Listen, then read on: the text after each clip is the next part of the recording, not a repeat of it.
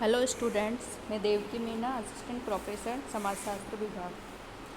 आज का हमारा टॉपिक है सामाजिक विज्ञान में व्यक्तिपरकता या व्यक्ति निष्ठता, सब्जेक्टिविटी इन सोशल साइंस। इससे पहले हमने सामाजिक विज्ञान में वस्तुनिष्ठता या ऑब्जेक्टिविटी के बारे में जानकारी प्राप्त करी थी कि जो सामाजिक विज्ञानों में जो भी अध्ययन किए जाते हैं या किसी भी विषय में जो भी अध्ययन कार्य किए जाते हैं, शोध कार्य किए जाते हैं, उनमें वस्तुनिष्ठता बहुत आवश्यक है, क्योंकि अध्ययन को वैज्ञानिकता प्रदान करने के लिए या वैज्ञानिक निष्कर्ष प्राप्त करने के लिए, सही निष्कर्ष प्राप्त करने के लिए किसी भी अध्ययन में वस्तुनिष्ठता का होना बहुत ज़रूरी है। आज हम देखेंगे कि सामाजिक विज्ञान में व्यक्तिपरकता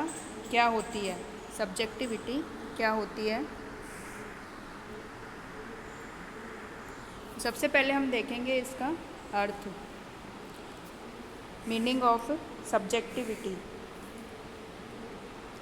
जैसे कि हमने पहले भी बात करी थी कि जो प्राकृतिक विज्ञान होते हैं उनमें अध्ययनकर्ता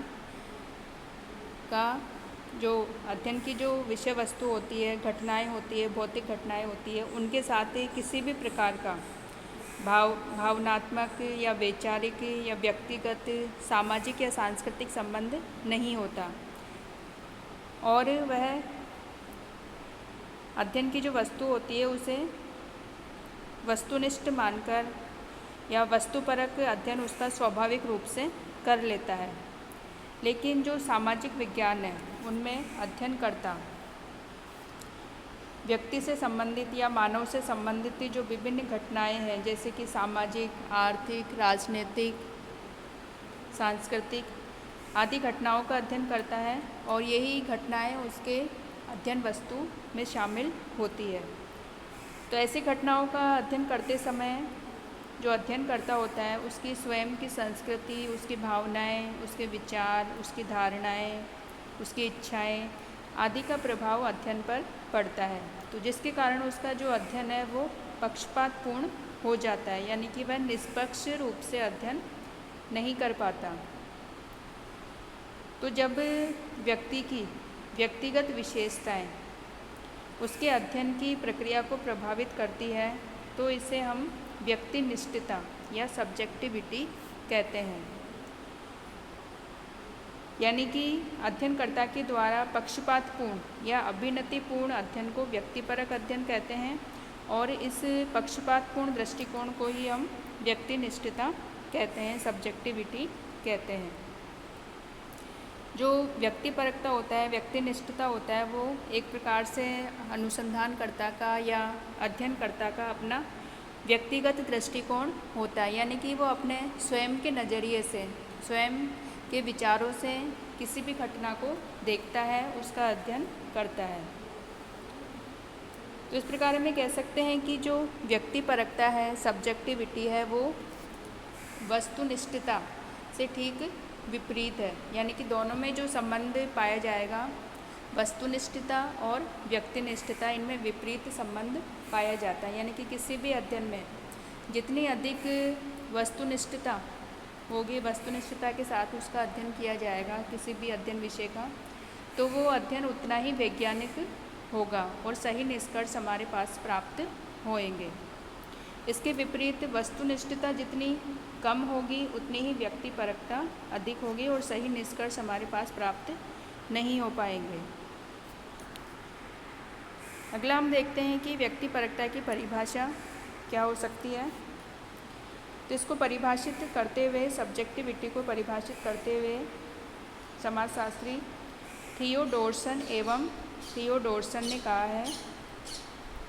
कि वे गुण जो व्यक्ति के निजी और विशिष्ट अनुभवों को प्रतिबिंबित या व्यक्त करते हैं, व्यक्तिपरकता या व्यक्तिनिष्ठता कहलाते हैं। आगे इन्होंने इसको स्पष्ट करते हुए कहा है कि इस शब्द का प्रयोग इस शब्द का कभी कभी यह भी अर्थ लगा लिया जाता है कि व्यक्ति के जो निजी अनुभव होते हैं वो दूसरों के द्वारा सत्यापन के लिए उपलब्ध नहीं हो पाते, यानी कि प्रत्येक व्यक्ति के जो स्वयं के अनुभव होते हैं उनको हम सत्यापित नहीं कर सकते और इसलिए इनको अवैज्ञानिक और पक्षपातपूर्ण कहा जाता है। हालांकि जो कुछ विद्वानों के मानना है कि जो उनके व्यक्तिनिष्ठ अनुभव है वो एक से होते हैं, यानी कि जो समाज में व्यक्ति होते हैं, मानव होते हैं, उनके व्यक्तिनिष्ठ अनुभव लगभग एक जैसे होते हैं, तब व्यक्तिनिष्ठ अनुभव सांस्कृतिक यथार्थ बन जाते हैं या वास्तविकता बन जाते हैं। लेकिन ये आवश्यक नहीं है तब भी कि सामाजिक सहमति या अंतिम सत्यता या अंतिम वास्तविकता उसको माना जाए, क्योंकि सभी व्यक्तियों के जो अनुभव है एक जैसे होने पर भी हम उसको वास्तविकता नहीं मान सकते, क्योंकि उनका सत्यापन संभव नहीं है। तो जो यथार्थ व्यक्ति को ज्ञात है वह तभी यथार्थ माना जाएगा, यानी कि तभी वो सही माना जाएगा जब सामने वाला व्यक्ति भी उसे यथार्थ रूप में मानने के लिए सहमत हो, यानी कि जब तक उसका सत्यापन नहीं होगा तब तक हम व्यक्तिगत अनुभव को सही नहीं मान सकते। दूसरा जो है इसमें व्यक्ति निष्ठता में जो शोध कार्य होता है या अध्ययन कार्य होता है वो मूल्य युक्त होकर किया जाता है, यानी कि व्यक्ति के मूल्यों का प्रभाव उस पर पड़ता है, जैसे कि क्या अच्छा है, क्या बुरा है, क्या होना चाहिए, क्या सुंदर है आदि मूल्यों और निर्णयों की प्रधानता अध्ययन में रहती है। व्यक्तिपरक अध्ययन में इनकी प्रधानता रहती है। तो इस कारण व्यक्तिपरक जो अध्ययन होते हैं उनमें व्यक्तिगत पक्षपात और अभिनति की संभावना जो अध्ययन कार्य के जो सभी चरण हैं उनमें पाई जाती है, और जिससे निष्कर्ष होते हैं अध्ययन के अंत में जो निष्कर्ष निकाले जाते हैं वो निष्कर्ष इससे प्रभावित होते हैं और सही निष्कर्ष हम नहीं निकाल पाते हैं। तो थियोडोरसन ने यह भी कहा है कि व्यक्तिपरकता वस्तुपरकता से अधिक जटिल होती है और इसी कारण जो व्यक्तिपरकता होती है, सब्जेक्टिविटी होती है, वो अंतर्दृष्टि का महत्वपूर्ण स्रोत हो सकती है, यानी कि व्यक्ति स्वयं के अनुभव से भी ज्ञान प्राप्त कर सकता है।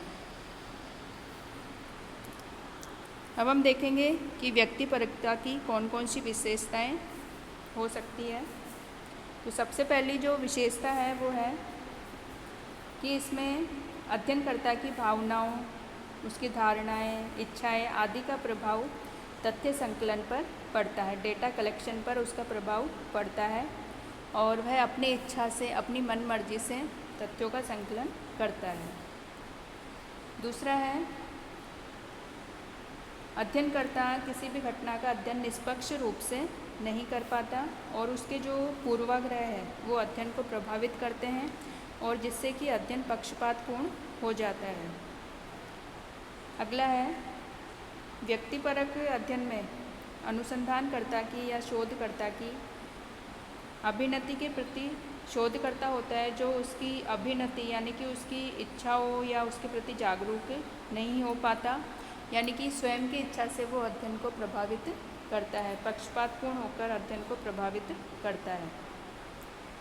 साथ ही इसमें अध्ययनकर्ता की संस्कृति, धर्म, धारणाएं, उसके विचार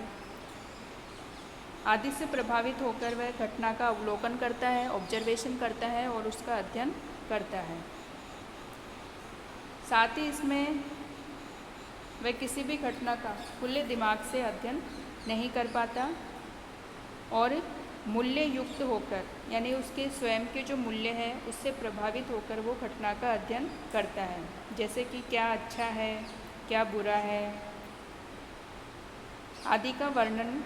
और विश्लेषण वो अपने अध्ययन के दौरान करता है। साथ ही इसमें वो वस्तुनिष्ठता लाने के लिए जो विभिन्न प्रविधियाँ है, टेक्निक्स है, उनके उपयोग का वो कोई प्रयास नहीं करता। और साथ ही अध्ययन के समय इसमें अध्ययनकर्ता जो विभिन्न वैज्ञानिक सुविधाएं हैं, अध्ययन को अधिक से अधिक वैज्ञानिक बनाने के लिए जो प्रयास किए जाते हैं, जैसे कि उन पर ध्यान नहीं देता और साथ ही जो अपनी सुविधा के अनुसार, स्वयं की सुविधा के अनुसार वो अध्ययन करता है। जैसे कि उद्देश्यपूर्ण निदर्शन का चयन करना, और निदर्शन में चयन की गई जो इकाइयाँ होती है जिससे हम डेटा कलेक्शन करते हैं, यदि वो इकाइयाँ उपलब्ध नहीं हैं तो उनके स्थान पर वो अपनी इच्छा से दूसरी इकाई को प्रतिस्थापित रिप्लेस करता है। साथ ही जो क्वेश्चनरी है, शेड्यूल है, उसमें प्रश्नों की जो भाषा होती है, तार्किकता आदि के सुधार के लिए वो कोई प्रयत्न नहीं करता। यानी कि अध्ययन को अधिक से अधिक वैज्ञानिक बनाने के लिए अध्ययनकर्ता के द्वारा इसमें किसी भी प्रकार का प्रयास नहीं किया जाता।